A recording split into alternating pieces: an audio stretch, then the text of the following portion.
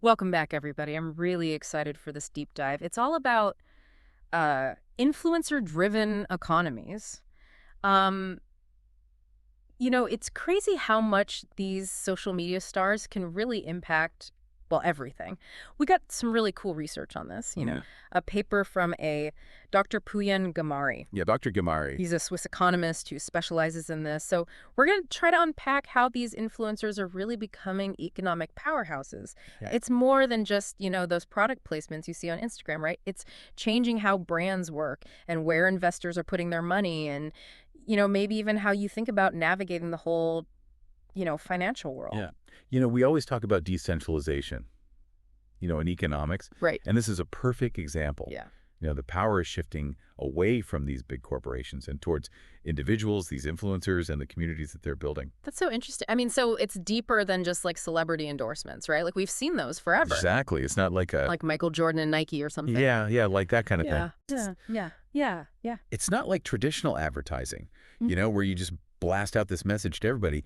Influencer marketing is different. Yeah. It's about building trust within specific groups, Right. like niche communities. Right. Dr. Ghamari calls this a shift Oh, yeah. from ads to advocates, Yeah. and it's working. I mean, his research found that something like 49% of consumers Wow. are making buying decisions based on what these influencers And recommend. it's almost half. It is. Wow. That really drives home the point that it's not just a fad. No, It's a right. real thing. But when we're talking about this, are we talking about those influencers that have like millions and millions of followers? Because Right. to be honest, those numbers just seem impossible. It's a common misconception. Yeah. You don't need millions of followers to make a real impact. Yeah. In fact, what we call micro-influencers, they're the ones that might have just a few thousand or tens of thousands of followers. Yeah. They're actually often more effective. Really? Think about it. Oh. They're cultivating these really niche audiences Right. that are highly engaged. Okay. And they're really passionate about, They're specific things. very specific things. Right. It makes sense. You're not trying to be everything to everyone. You're Sure. trying to connect with that niche audience. Exactly. So Dr. Ghamari actually mentioned a watch brand, Oh, yeah. Daniel Wellington, Uh-huh. and they built a $230 million business, mostly through micro-influencers. They just skipped the big A-list celebrities and Oof. tapped into these smaller but really dedicated communities. Yeah. It's a really savvy strategy, and we're Mm. seeing that work over and over again. And it speaks to the core of this whole shift, trust. Uh-huh. Trust is the new currency Right. in this influencer-driven economy. Right. People aren't just buying products. Yeah. They're buying into the recommendations from people they feel like they know. Oh, and that's where that whole parasocial relationship thing comes in, right? Yeah. I've heard that phrase before, but Right. I'm not sure I totally get it. It's a bit of a mouthful. But it basically describes that feeling of connection that people develop with influencers. They're watching their stories, they're commenting on their posts. Right. It creates this sense of intimacy, Right. even though it's all happening online. So it's like a one-sided friendship almost. In a way, yeah. Okay. And because people feel like they know these influencers, they're way more likely to trust their recommendations. And Dr. Ghamari's research actually suggests this can reduce customer acquisition costs for brands by up to 40%. Because building that trust up front means brands don't have to spend as much to convince people to buy their stuff. That makes a lot of sense. That's amazing, 40%. Yeah. But I guess the downside is that authenticity Yeah. is fragile. Yes, very much so. One misstep, Yep. one sponsored post that feels kind of forced, Oof. and it's gone. It's gone. Especially with younger generations. I mean, they can smell that inauthenticity like a mile away. Absolutely. Yeah. Millennials and Gen Z, Yeah. they want brands that align with their values. Right. So these like mission-driven Yeah. influencer partnerships are becoming like super important. It's interesting. Even luxury brands are getting in on this. They are? Like I've seen Yeah. Fenty Beauty, Tesla, Uh-huh. even Hermes using influencers. You Yeah. wouldn't think of those brands going that route. You wouldn't, but it makes sense. I mean, they're tapping into that desire for aspirational lifestyles and Yeah. experiences. It's not just about the product anymore. Right. It's about the whole world that surrounds it. Yeah. Even real estate is catching on. Oh, really? Yeah. So like instead of those glossy brochures, Yeah. we're getting home tours from influencers. Exactly. Wow. It's about showcasing properties in a way that feels relatable, Yeah. aspirational. Influencers can give you that insider's view that traditional marketing just can't replicate. Right. Dr. Ghamari's own company, A.LAND, Oh, wow. They're actually using this strategy to target really high net worth individuals in markets like Dubai, What? Singapore, Oh, Zurich. that's fascinating. They're connecting these like ultra wealthy buyers with these exclusive properties Wow. through influencers that understand that world. That's brilliant. Okay, now this is the part I'm really interested in. What about AI? What Yeah. about virtual influencers? Ah, yes. This Yeah. is where things get a little futuristic, Yeah. a little A sci-fi. little Black Mirror. Yeah, exactly. Oh, So AI is already a huge force behind the scenes. I can imagine. You know, it analyzes data, it predicts trends, Okay. helps measure how effective these influencer campaigns are. Okay. And then you have the rise of these virtual influencers, like Lil Miquela. I've heard of her. Yeah. Have you heard of her? She's reportedly earning around $12 million a year. Wait, $12 million Hmm? for a virtual influencer? It's pretty crazy, isn't it? That's It wild. really shows the potential of this Yeah. whole technology. Totally. But it's important to remember that even though AI is this powerful tool, Yeah. human influencers are still really important. Especially in industries where it's about Yeah. emotion and connection. Exactly. Industries that rely on emotional connection and trust. Trust. Real estate is a great example. Right. So it's less about AI replacing human influencers and more about finding that balance. Yeah, exactly. Okay. You know, using AI to make the strategy better Right. and enhance those human connections. Got it. But things are changing. Social media platforms themselves are becoming shopping destinations. Yeah. And that's where it gets really interesting, Yeah. you know, for you as an investor. I've seen that. Have you? Like TikTok shop, Instagram checkout. Yeah. It's like the lines are blurred now They are? between social media and e-commerce. Exactly. And it's driving huge sales. I mean, think about it. 41% of consumers are now using platforms like TikTok and YouTube Wow. as search engines. They don't even go to Google anymore. That's huge. 41%. Yeah, it is. I mean, I can see how that creates a ton of opportunities for investors It does. who are paying attention. Exactly. AI-driven content discovery Mm-hmm. is getting really sophisticated, Yeah. and it has the potential to connect you with investment opportunities that really align with what you want to do. You know, your own specific goals and interests, we'll dive into that more later, but it's important to understand how these trends are impacting, well, everything, from how we shop Yeah. to how we invest. So influencer marketing is more than just a one-time campaign. It is. It's about cultivating these long-term partnerships Okay. that build up brand equity and customer loyalty. Like Sephora's Influencer Collective. Yeah. I read about that. Their approach has like really increased the number of repeat customers they have. It has. Yeah. And then you have brands like Nike, Mm-hmm. who have these long-standing partnerships with Right. athletes. Yeah. And, you know, these enduring relationships. Right. They create this sense of consistency Yeah. and trust that is really valuable, especially with how uncertain things are in the economy right now. Yeah. Dr. Ghamari made that point He did. in his paper that these stable influencer relationships can provide some stability for brands. Absolutely. Okay. I'm ready for the juicy stuff. Okay, let's do it. Dr. Ghamari had a really helpful FAQ in Yeah. his paper Uh-huh. about spotting I love this section. the BS Yes. in the influencer world. Yes. Let's talk red flags and how to ask the right questions. Yeah, that's really important. Sure. You can get caught up in the hype, Yeah. but you got to be smart about who you're trusting Right. and how you're measuring success. So let's just start with the basics. How do you measure true influence? Okay. Because it's obviously not just about the number of followers. Oh, absolutely not. You need to look deeper. Yeah. You know, engagement rates, the Yes. quality of the audience, Yeah. and whether or not the influencer can actually drive sales Okay. or leads. So what are some of those red flags? Okay. How do we separate the real deal from, just the smoke and mirrors? Well, if you see an influencer that has millions of followers, Yeah. but their engagement rate is really low, Yeah. that's a sign that their audience might not really be that interested. Or worse, they might have a lot of fake followers. Oh, wow. So it's about looking beyond just those Yeah. vanity metrics. Exactly, those vanity metrics, Yeah. and focusing on tangible results. So speaking of fake followers, Yeah. how do you even spot those? Well, there are third-party tools out there Okay. that can analyze an influencer's audience Right. and tell you how authentic they are. Oh, interesting. It's a good first step if Yeah. you're serious about, working with somebody. Okay. Another red flag Yeah. is when an influencer can't show you that their content's actually driving sales. Right. They might have tons of likes and views, but is it actually leading to people buying things? Yeah. Are they converting? Exactly. Are they Right. converting? Right. Right. It's about proving Yeah. that those likes and views are turning into real business results. Okay, that makes a lot of sense. So, what about making sure that when a brand works with an influencer, their message stays authentic? That's a really important point. Yeah, You want to find influencers that genuinely align with your brand values, right. and they can integrate your message into their content Yeah. in a way that feels natural. Like it's really part of what they do. Right, because if it feels forced, then people are just gonna be like, ugh, whatever. Exactly. It's about finding that balance Yeah. between delivering the brand message Right. and maintaining the influencer's unique voice. It's a delicate dance. It is. I'm definitely feeling like I'm starting to understand the nuances of this whole I can. influencer economy thing. Yeah. It's a lot. It is a lot, but it's a really fascinating space. Yeah. There's so much potential as technology changes Yeah. and how people behave changes. Yeah. This whole influencer landscape is going to keep changing. Which is a little daunting, honestly.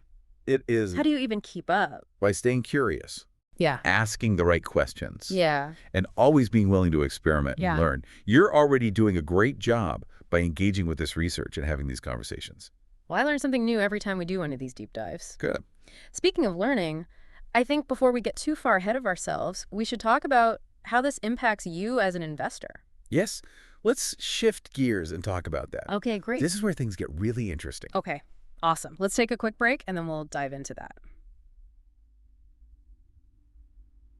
All right. So we've talked about, this big idea of influencer-driven economies, the power of authenticity, and the red flags to watch out for. But let's get practical. Yeah. How do you actually find the right influencer for a specific goal? It just seems overwhelming when I think about it. It can feel like navigating a jungle for sure, Yeah, but like any good expedition, you need the right tools. right. A map and compass. Yeah, a map and compass. Okay. Dr. Ghamari suggests you got to start with your objectives. What are you actually trying to do? Right. Are you trying to build brand awareness, Okay. generate leads, Yeah. directly drive sales? Right. Different goals require different approaches. Exactly. And each goal is going to have different key performance indicators, those KPIs you've probably heard about. Right, the KPIs. I gotta be honest, I kind of glaze over when people start talking metrics. It's a little... I hear you. It can get jargony real quick. Yeah. But the basic idea is you don't just want to settle for likes and views. Yeah. Those are vanity metrics. They look good, Right. but they don't always tell the whole story. Yeah, they don't necessarily equal dollars. Exactly. Okay. Instead, you got to demand concrete data. Okay, like what? What are the engagement rates? Okay. How many people are clicking through to your website? Right. Ideally, you want proof that whoever this influencer is, their audience, actually matches the customers you're trying to reach. So it's about asking for more than just a pretty report. Exactly. Yeah. Real transparency. That's what separates the pros from the amateurs. Okay, so you're saying Dr. Ghamari recommends actually asking potential influencers for detailed reports? Oh, yeah. Okay. Like, show me how your content performs. Okay. Things like UTM links Right. for tracking website traffic, Okay. affiliate tracking data. Even give me access to your Google Analytics dashboards if it's appropriate. Wow. Okay, that level of detail would make me feel a lot better as an investor. It should. Yeah. Yeah. But finding the right person is just one part of it, right? How do you make sure that a campaign's actually effective? It's about matching the content format to your objectives. Okay. Dr. Ghamari's research actually suggests that video content, especially live streams, are the most engaging. They often lead to higher conversion rates. That makes sense. Video just feels so much more personal and immersive. Exactly. And then you have things like stories and short-form videos, Yeah. which are great for real-time promotions, Okay. like flash sales, limited-time offers, that kind of thing. Right. So it's almost like each format has a role to play It does. in the overall strategy. Exactly. It's starting to feel less chaotic and more like a well-oiled machine. That's a great way to put it. Okay. And just like any complex machine, you don't want to go from 0 to 100 right away. Right. Dr. Ghamari suggests start small. Okay. Launch a little trial campaign. Okay. Measure the results. Yeah. And then scale up the collaborations that are actually working. So like a test and learn approach. Precisely. It minimizes your risk and lets you gather data Yeah. before you invest a ton of resources. Makes sense. And speaking of resources, Yeah. you got to align your compensation models with your objectives. Right. Some influencers might want a flat fee. Okay. Others might prefer performance-based models, Right. like revenue sharing Right. or affiliate commissions. So if an influencer is really confident in their ability to get results, they should be open to being paid based on those results. Exactly. Yeah, It incentivizes both parties to work towards the same goal. that makes sense. A big red flag is an influencer who wants a huge payment up front, but doesn't want to be accountable for how they perform. That sounds like a recipe for disaster. It is. It reminds me of that quote from Dr. Ghamari's paper, "Influencer marketing is data-driven, not just creative." I love that quote. Yeah, it really stuck with me. It's so easy to just get caught up in the flash and the personality, Yeah. but the numbers have to work. They do. Creativity and authenticity are important, Right, but right. you got to back them up Yeah. with data and a strategic approach. We've talked about identifying the right influencer, someone that combines genuine engagement with measurable impact. Mm. But it's just as important to give them the right job. What does that mean in practical terms? Okay, so clearly define what you're trying to achieve. Okay. Specific KPIs that track your progress. Okay. And transparent reporting along the way. It's Okay. about building these strategic collaborations that lead to long-term growth, not just those one-off campaigns. This deep dive is really making me rethink how I see influencer marketing. It's not just about those flashy Instagram posts anymore. No, it's not. It's really woven into how our economy works. It is. And it's constantly changing. Technology evolves, consumer behavior shifts, new platforms pop up. It's a dynamic landscape. That is kind of daunting, honestly. How do we even keep up with all of that? By staying curious, Yeah. asking questions, and never being afraid to experiment and learn. You're already doing that by engaging with this research and having these conversations. Well, I learn something new every time we do one of these deep dives. Good. And speaking of learning, before we get too far ahead of ourselves, I think it's time to shift gears Okay. and talk about how all of this impacts you as an investor. Let's do it. This is where the real opportunities come in. Okay, so we're back. Yeah. And man, this world of influencer-driven economies is like way more complex than I thought it would be. It really is. Yeah. We've covered so much, like, you know how trust is so important in this whole thing and how to choose the right influencers and make sure those campaigns actually work. There's a lot to take in. But I think the thing that's really sticking with me is this idea that this is like a fundamental shift. It's not just like a marketing thing anymore. It's changing how businesses work and how we connect as consumers. It's totally changing the game. Yeah, like Dr. Ghamari's research, it's clear that influence is the new currency. So for everyone listening who might be thinking, okay, this is cool and all, but like, what does this even mean for me? Right. What's the big takeaway? Well, I think the most important thing to remember is that this is a long game. Okay, so no get-rich-quick schemes here. No, definitely not. Influencer marketing isn't about those quick wins or chasing the latest trend. It's about building real relationships, fostering trust, and delivering real value. It's like anything in business, right? Like short-term thinking might get you a little burst of attention, but it's not going to last. Exactly. And that brings us back to the foundation of everything we've been talking about, trust and authenticity. Right. Dr. Ghamari, he really drove that point home in his research. Without trust, the whole system just falls apart. It all crumbles. Yeah. Yeah. And that trust has to be earned. Brands need to be transparent, they need to be authentic, and consumers, like, we need to be smart. Yeah. Be critical thinkers. Yeah, it's a two-way street for sure. So for anyone thinking about, diving into this influencer marketing world, whether they're a brand or an investor, Yeah, any side of it. what's your advice? Do your research. Don't just jump on the bandwagon because it seems cool. Exactly, yeah. Have a plan, know what you're trying to achieve, understand the different players, learn those key metrics, and be ready to experiment. Because what works for one person might not work for another. Exactly. And this landscape is changing constantly. All the time. It's like we were talking about before, that whole staying curious thing. You have to always be learning and evolving right along with the influencer marketing world. You got it. And don't forget about human connection. I mean, even though everything's so digital these days, people still want those real relationships and experiences. Absolutely. And when it's done right, influencer marketing can really help build those connections in a powerful way. It's like it bridges the gap between brands, individuals, and communities. That's a great way to put it. We started this whole conversation talking about how influencer marketing is shifting economic power. It's almost like economic democratization. You know what I mean? I like that perspective, yeah. It's giving individuals the power to build their own brands and really influence, consumer behavior in a way that they just couldn't before. It's pretty amazing. So for our listeners who are ready to, take that next step, what's like the one piece of advice you want them to leave with? Remember, it's not about finding the influencer with the most followers. It's about finding the one who can connect with your audience and help you reach your goal. Quality over quantity. Exactly. Find the ones that share your values, understand your brand, and can really authentically represent you. And don't be afraid to ask tough questions. Demand that transparency, measure your results, and hold those influencer partners accountable. This has been amazing. Thank you so much for sharing all your insights. My pleasure. And to all our listeners, thank you for joining us for this deep dive into the world of influencer-driven economies.